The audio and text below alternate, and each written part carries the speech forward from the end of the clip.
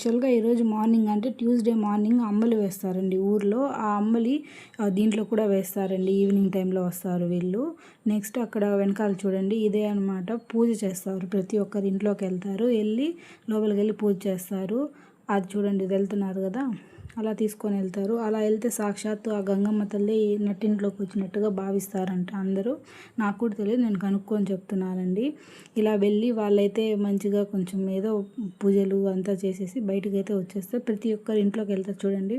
ప్రతి ఒక్కరి ఇంట్లోకి ఆ ఘటం కుండ ప్లస్ ఈ పూజ చేస్తారు కదా, ఆ తట్టనైతే తీసుకొని వెళ్తారు. ప్రతి ఒక్కరి ఇంట్లోకి అయితే తీసుకొని వెళ్ళి పూజ చేసి అయితే మళ్ళీ వెనక్కి అయితే వచ్చేస్తారు. మెయిన్ జాతర అంటే రేపండి, అంటే బుధవారం రోజు మార్నింగ్ ఊరేగింపు ఉంటుందండి. గంగమ్మ తల్లి ఊరేగింపు అయితే ఉంటుంది. ప్రతి ఒక్క వీధికి అయితే వెళ్తారు.